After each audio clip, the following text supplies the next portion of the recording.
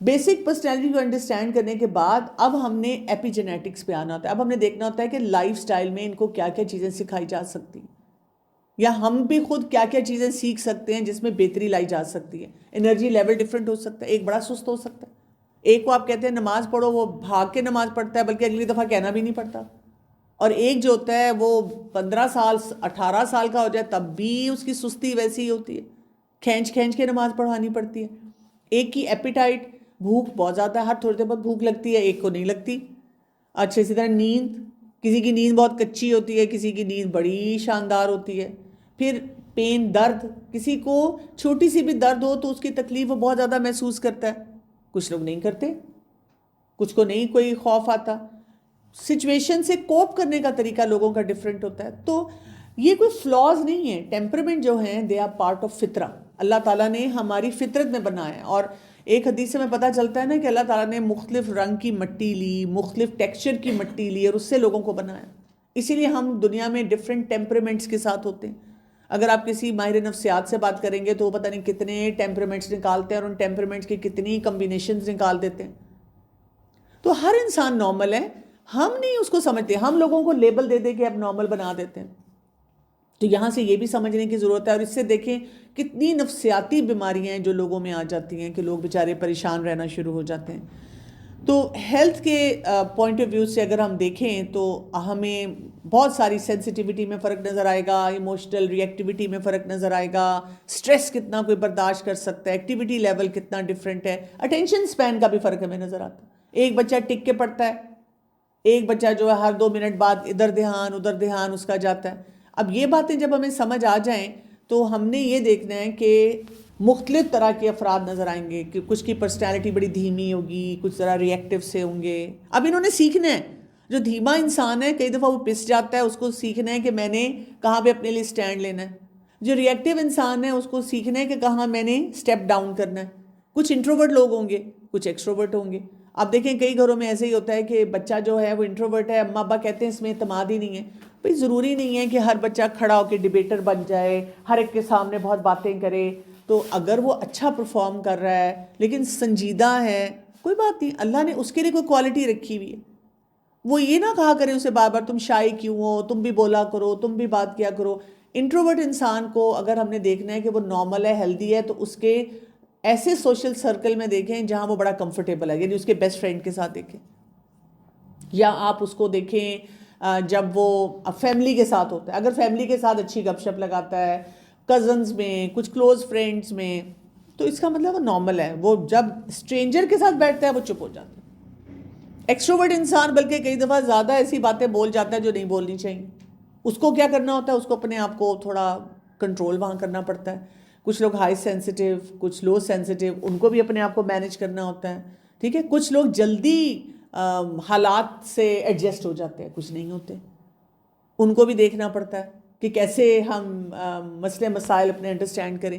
مجھے یاد ہے جب میں نے اپنے ایک بیٹے کی شادی کی تو میری سمندر نے مجھے کہا کہ میری بیٹی پتہ نہیں کس کلاس تک, کلاس 2-3 تک میرا ہاتھ پکڑ کے, ڈیلی میرا ہاتھ پکڑ کے جاتی تھی اسکول, میرا ہاتھ نہیں چھوڑتی تھی, اور میں اس کے ہاتھ کو اس کی ٹیچر کے ہاتھ میں پکڑاتی تھی, اور ٹیچر کہتی تھی میرا بھی وہاں کتنی دیر تک وہ ہاتھ پکڑے بیٹھی رہتی تھی. اس سے مجھے کیا سمجھ آئی, سلو اڈیپٹر ہے, اس کو تھوڑا سا ٹائم لگتا ہے ایڈجسٹ ہونے میں, لوگوں کے ساتھ ریلیشن شپ بنانے میں.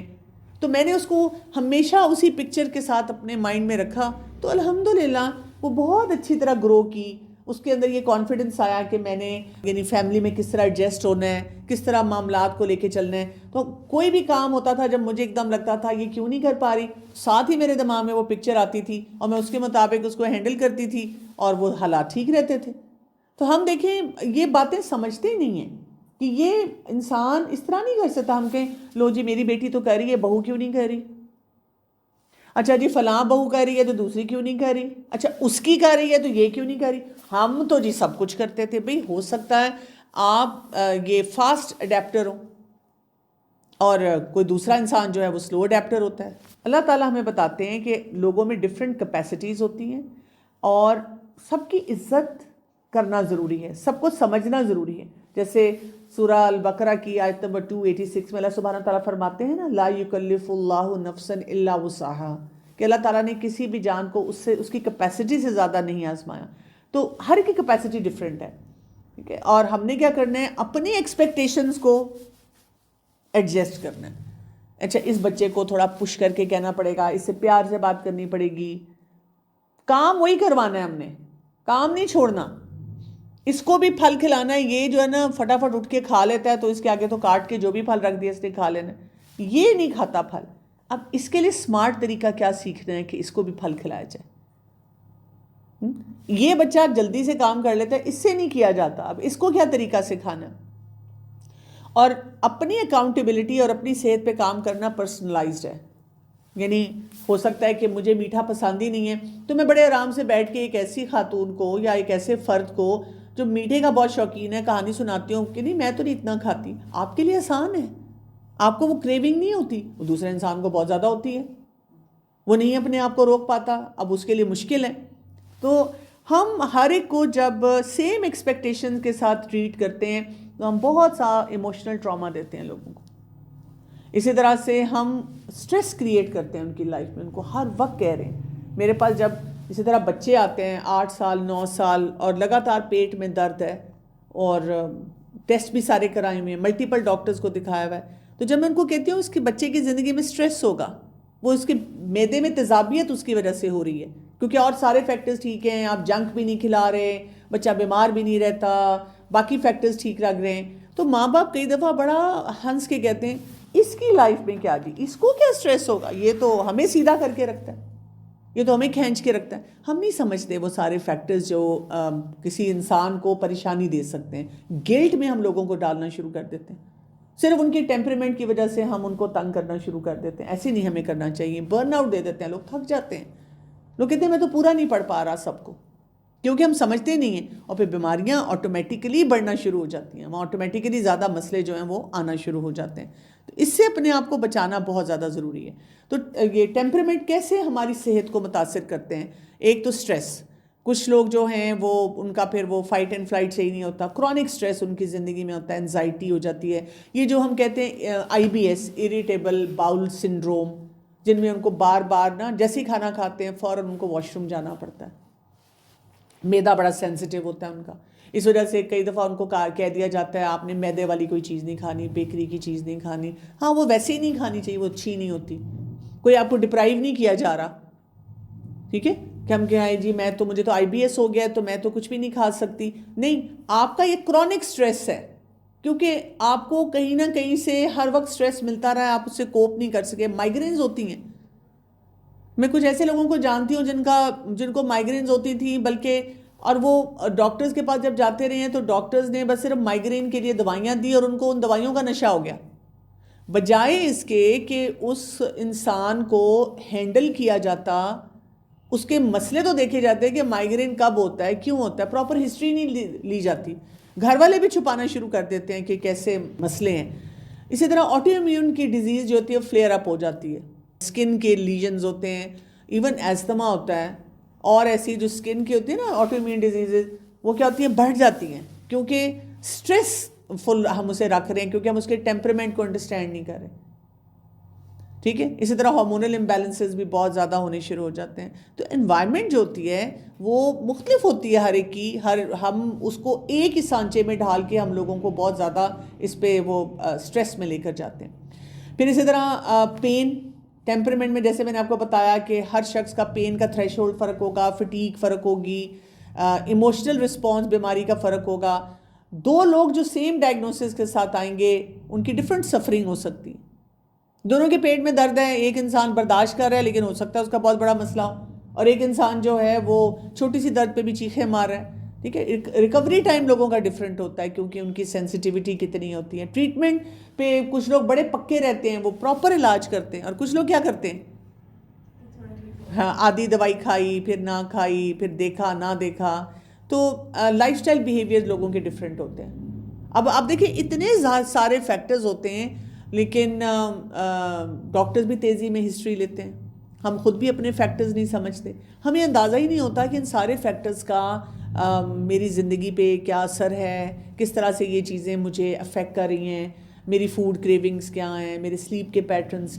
ایک دفعہ ایک خاتون مجھ سے بات کر رہی تھی، ہم کہیں سوشل گیدرنگ میں بیٹھے تھے اور وہ کہہ رہی تھیں کہ مجھے نیند کا میرا بہت مسئلہ ہے. تو میں نے ان سے بہت سارے سوالات پوچھے as a life style expert کہ اچھا یہ بتائیں. وہ سارے کام ٹھیک کر رہی تھی, دیکھنے میں بھی اچھی, یعنی سینئر سٹیزن تھی لیکن بہت فٹ تھی ماشاء اللہ, ایکٹیو تھی, سب چیزیں ٹھیک تھیں. تو ایک دم میں نے ان سے کہا, میں نے کہا آپ نا بہت زیادہ پریشان تو نہیں رہتی جب آپ لیٹتی ہیں رات کو, تو آپ کو سوچیں تو نہیں آتی ہیں؟ تو ایک دم وہ میری طرف مڑ گئی اور مجھے کہتی ہیں یہ آپ کو کیسے پتہ چلا؟ میں اتنے ڈاکٹرز کے پاس گئی ہوں, میں اتنے ایکسپرٹس کے پاس گئی ہوں, لیکن لوگ مجھے بس دوائیاں لکھ کے دے دیتے ہیں, کبھی کسی نے یہ چیز نہیں پوچھی, اور میں بھی چھپا جاتی ہوں کہ میں اپنے دکھ کیا بتاؤں. اچھا اس کا بھی لنک ہے؟ میں کہا بالکل ہے.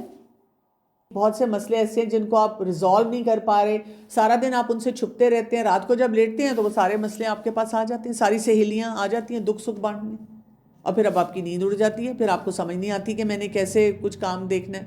ٹھیک, پیرنٹس کا رول کیا ہوتا ہے کہ بچوں کے ٹیمپرمنٹ کو انڈرسٹینڈ کریں. کامن پیرنٹنگ مسٹیک کیا ہے کہ وہی بہن بھائیوں کا موازنہ, why you not like your sibling, اور یہ اسٹریس ہارمون ریلیز کرنا شروع کر دیتا ہے. بیٹا دیکھو بہن نے پڑھ لیا, تم بھی پڑھ لو نا, دیکھو اس کے کتنے اچھے نمبر آئے ہیں, وہ پڑھتی ہے نا, تم پڑھتے نہیں ہو. اب مرد اور عورت میں فرق ہوگا. اسکول میں بھی یا کالج لیول تک بھی ٹیچرز کے پاس آپ جائیں پی ٹی ایم میں, وہ کہتی کیا ہے, میری کلاس میں جتنی لڑکیاں ہیں بہت سمجھدار ہیں, پتہ نہیں یہ آپ کا بیٹا نہیں سمجھ. آپ کی بیٹی میرے پاس ہوتی تھی نا, بڑی سمجھدار ہوتی تھی. یا آپ کا فلاں بچہ بھی میرے پاس پڑھ کے گیا, اتنا اچھا پڑھتا تھا, اس کو بھی بتائیں نا بیٹا دیکھو بھائی تمہارا اتنا اچھا پڑھتا تھا, بہن اچھا پڑھتی تھی, تم کیوں نہیں پڑھتے ہو؟ اب اس سے خرابی ہو رہی ہے, سیلف اسٹیم اس کی لو ہو رہی ہے, اور اسٹریس کا وہ پاتھ وے بڑھتا جا رہا ہے. بیماریاں آپ کو پتہ ہے اسٹریس کی وجہ سے شوگر ہو جاتی ہے, بلڈ پریشر ہو جاتا ہے, آپ کی ایموشنل ایٹنگ شروع ہو جاتی ہے, آپ غلط چیزیں کھانا شروع کر دیتے ہیں, اور پھر آپ اپنے سسٹم میں پوری تباہی لے کر آتے ہیں. ہیلدی پیٹرن کیا ہوگا؟ آپ اپنے بچے کا ٹیمپرمنٹ دیکھتے ہیں, آپ اس کے مطابق اس کی روٹینز کو سیٹ کریں, سپریس نہ کریں, اس کو ریگولیٹ کریں. جہاں جہاں ہلکی ہلکی اصلاح کرنی, کمپیریزن کے بغیر ویلیڈیٹ کریں, اس کو بتائیں ہاں مجھے پتا آپ کا بہت دل چاہ رہا ہوگا یہ کھانے کو, یہ پینے کو, یہ کرنے کو, لیکن ابھی آپ کو یہ کرنا ہوگا پہلے. اس کے اندر ریزیلینس پیدا کریں. ریزیلینس کیا ہوتی ہے کہ جب بھی اس کو کوئی نیچے گرا رہا ہے, کیونکہ کئی دفعہ دیکھیں ماں سمجھتی ہے, ماں اس بچے کے ساتھ نہیں کر رہی لیکن باقی افراد گھر کے کر رہے ہوتے ہیں, تو آپ اس کی کیپیسٹی بلڈ کریں کہ ہاں کوئی بات نہیں بیٹا, ان کو ایسے نظر آ رہا ہے تو آپ اس طرح سے بیہیو کر لیا کرو. تو بچہ آٹومیٹیکلی کیا ہوگا, بیماریوں سے بچے گا, ہیبٹس اس کی ہیلدی ہونا شروع ہو جائیں گی, اپنے آپ کو ریگولیٹ کرے گا, اسٹریس اس کا جو ہے وہ کم ہونا شروع ہو جائے گا. اور ڈاکٹر کا رول کیا ہے؟ Treat the person not just the disease. اس وقت ہم سب ڈاکٹرز کا یہ بہت بڑا مسئلہ ہے, لیکن اس میں نا میں اپنی, اگر آپ مجھ سے آنیسٹ اوپینین لیں گے نا, تو میں مریضوں کو بھی تھوڑا سا الزام دیتی ہوں, صرف ڈاکٹرز کو نہیں, کیونکہ میں نے یہ اپنی کلینکل پریکٹس میں دیکھا ہے, میں فوراً دوائی نہیں لکھتی, اور میں چاہتی ہوں کہ لوگ یہ چیزیں سمجھیں. اسی وجہ سے میرے پاس لوگ کم آتے ہیں. ان ڈاکٹرز کے پاس لائنیں لگی ہوئی ہیں جو آپ کو ڈھیروں ڈھیر دوائیاں لکھ دیتے ہیں, ڈھیروں ڈھیر دوائیاں لکھ دیتے ہیں. ہم کہتے ہیں جی آرام آ جاتا ہے, اور یہ تو ہمیں کبھی فیڈر چھڑواتی ہیں, کبھی چوسنی چھڑواتی ہیں, یہ ہمیں یہ والی جو کمرشل پروڈکٹس ہیں وہ نہیں دینے دیتی, کبھی بچے کے ہاتھ سے چپس لیتی ہیں, کبھی موبائل پکڑتی ہیں. تو نہیں, فائدہ کیا ہوا فیس دینے کا؟ انہوں نے وہ پرسکرپشن پہ لکھا ہے کہ بچے کو پنجیری بنا کے کھلائیں, ساتھ لکھا ہے کہ پھل دیں, ساتھ لکھا ہے یخنی دیں. میں تو وائٹامن لکھوانے آئی تھی, میں تو ادویات لینے آئی تھی.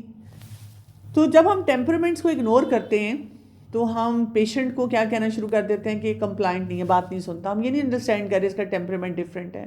ایموشنل اسٹریس کو ہم اوور لک کر رہے ہوتے ہیں. ہم اس وجہ سے کچھ ایسی باتیں پیشنٹ سے کہہ دیتے ہیں کہ وہ پھر ادویات یا جو بھی ٹریٹمنٹ ہے اس کو صحیح فالو نہیں کرتا, اور آؤٹ کم ہمارے پھر اچھے نہیں ہوتے. سو ڈاکٹر کو کرنا کیا چاہیے کہ اچھی طرح کمیونیکیٹ کرنا چاہیے.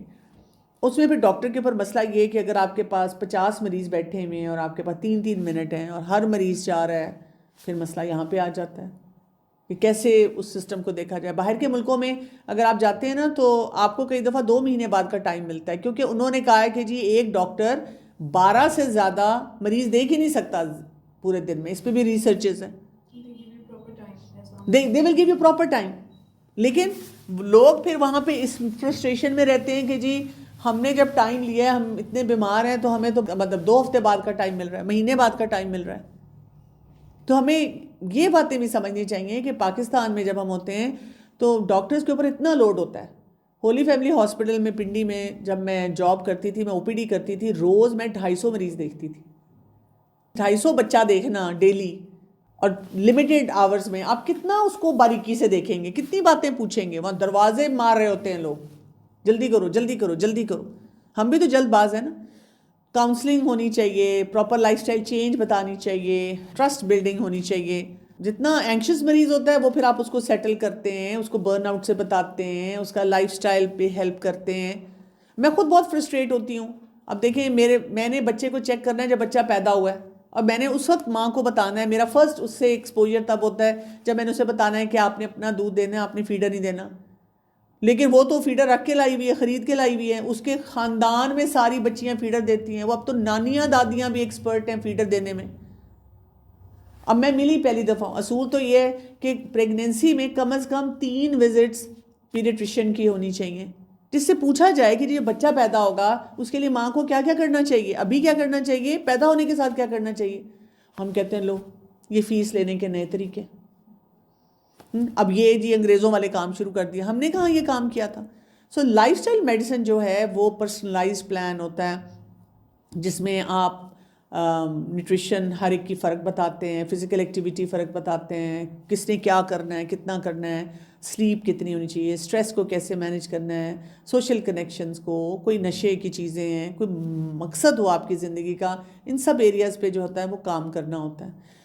اور وہ کیسے ہیلپ کرتی ہے، جیسے آپ اپنی ایپیٹائٹ کو کہاں رکھیں گے، کلچرلی کیا کھایا جاتا ہے اس کو کیسے ٹھیک کریں گے، اسٹریس ایٹنگ کو کیسے مینیج کریں گے، اور آپ نے اپنی عمر کے مطابق اور اپنی بیماریوں کے مطابق کیا کیا ایکسرسائزز کرنی ہے. جیسے پریگننسی میں بھی ایکسرسائز کرنی چاہیے. ہم تو ہلنے نہیں دیتے اب آج کل. پھر ہم کہتے ہیں ڈاکٹر سیزیرین کیوں کر دیتے ہیں.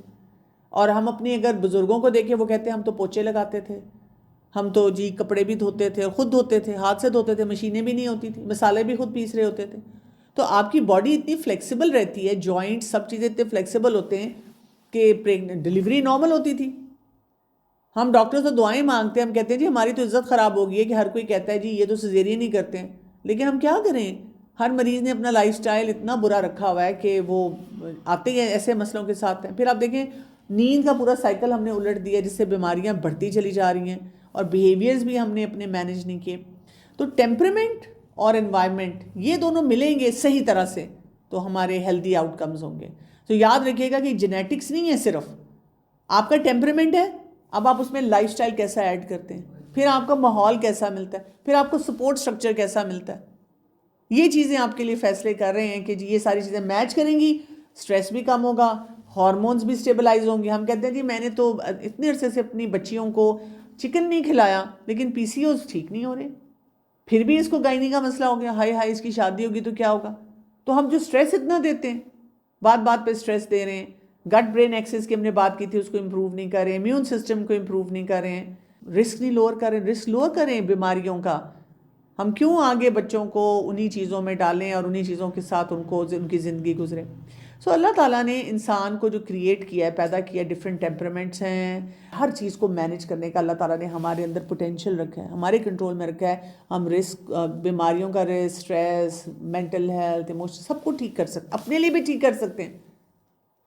میں اپنے آپ کو دن میں 10 دفعہ میسج دیتی ہوں کہ میں نے بیمار نہیں ہونا، اپنی طرف سے پوری کوشش کرنی ہے. ہاں اللہ تعالیٰ کی طرف سے آئے گا تو اللہ تعالیٰ نے اس میں کوئی میرے لیے خیر رکھی ہوگی، لیکن انسانی سطح پہ میں نے اپنے لیے غلط فیصلے نہیں کرنے. میں نے کوئی فزی ڈرنک نہیں پینی، وہ مجھے بیماری کی طرف لے کے جائے گی. یہ نہیں کہ اب باربیکیو کھا رہی ہوں تو میں نے پی لینی ہے، اب یہاں پہ میں یہ کر رہی ہوں. میں نے راتوں کو نہیں جاگنا، میں نے سونا ہے، میں نے اپنی نیند پوری کرنی ہے، مجھے کام کرنا ہے، مجھے ہیلدی رہنا ہے. سمجھ رہے ہیں؟ ہم اپنے بچوں کی زندگی بھی اس طرح سے پھر تباہ کرنا شروع کر دیتے ہیں نا. تو اپنی کیپیسٹی کے مطابق میں نے اپنے آپ کو ڈیولپ کرنا ہے، اور ڈاکٹرز کو بھی انڈیویجولز کو ٹریٹ کرنا چاہیے، ایک وہ طریقہ نہیں رکھنا چاہیے. تو یہ سارے فیکٹرز ہیں جن کو ہم نے سمجھنا ہے. تھوڑی سی بات میں ایک دو چاہ رہی تھی کہ ہم دعائیں بھی دیکھ لیں، کیونکہ دعاؤں کا دیکھیں نا بہت بڑا رول ہے اس میں. اللہ تعالیٰ نے جو ہمیں زندگی دی ہے اس کو ہمیں سمجھنا ضروری ہے. تو انس رضی اللہ عنہ کہتے ہیں کہ نبی کریم صلی اللہ علیہ وآلہ وسلم کے پاس ایک آدمی آیا اور اس نے کہا اے اللہ کے رسول کون سی دعا سب سے افضل ہے؟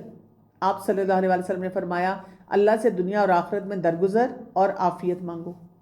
وہ شخص دوسرے دن پھر آیا اور عرض کیا، اے اللہ کے نبی، سب سے افضل دعا کون سی ہے؟ آپ صلی اللہ علیہ وسلم نے فرمایا، اللہ تعالیٰ سے دنیا اور آخرت میں درگزر اور عافیت مانگو۔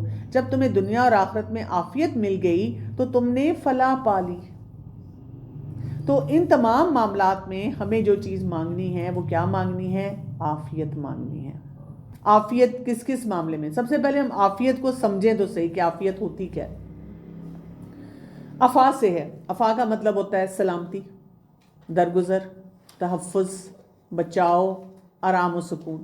یعنی آپ سوچیں کہ جتنی بھی مصیبتیں ہماری زندگی میں ہو سکتی ہیں، چاہے وہ فزیکل ہیں، مینٹل ہیں، ایموشنل ہیں، کوئی بھی، مطلب جو کچھ آپ سوچ سکتے ہیں، جو آپ نہیں بھی سوچ سکتے، اچانک آنے والی، آرام سے آنے والی کرونک بیماریاں آرام سے آتی ہیں، ہمیں پتہ ہی نہیں چلتا۔ ہم سمجھتے ہیں ایک دن میں اٹھی تو یہ ہارٹ اٹیک ہو گیا۔ نہیں، آپ کے پیدا ہونے سے پہلے ماں نے جو فیصلے کیے، آپ کے پیدا ہونے پہ جو گھر والوں نے فیصلے کیے، آپ کو خوراک دینے کے فیصلے کیے، آپ کی زندگی جو شروع سے چلی آئی تھی کرونک، قطرہ قطرہ قطرہ قطرہ، 50 سال پہ اب ہارٹ اٹیک ہو گیا، کیونکہ آگے جا کے پھر آپ نے بھی ویسے ہی فیصلے کیے۔ سمجھ رہے ہیں یہ کتنا امپورٹنٹ ہے؟ میں ایک دفعہ کسی کا کوئی رشتہ تھا، اس میں انوالو ہو رہی تھی، تو انہوں نے کہا کہ جی بچی مجھے بڑی پسند ہے اور میں سوچ رہی ہوں کہ یہاں کر دوں، لیکن یہ ہے کہ ان کے ساری فیملی میں سب کا ویٹ بہت زیادہ ہے۔ وہ کوئی ڈاکٹر فیملی تھی، انہوں نے اس طرح سے مجھ سے پوچھا، تو میں نے ان سے یہ کہا کہ دیکھیں یہ حرج نہیں ہوتا اس میں، لیکن آپ یہ دیکھ لیں کہ ان ساروں کا لائف سٹائل اچھا نہیں ہے۔ ویٹ زیادہ ہونے کا کیا مطلب ہے؟ یہ وہ خاندان ہے جو بیماریوں پہ چل رہا ہے، صبح نہاریاں، سری پائے، کھانا پینا، اوور ایٹنگ۔ اچھا دیکھیں، کھانا پینا جو ہمارا ہوتا ہے نا، اور ایسی جو چیزیں ہوتی ہیں، وہ پھر ہماری پوری پرسنالٹی کو بتاتی ہیں۔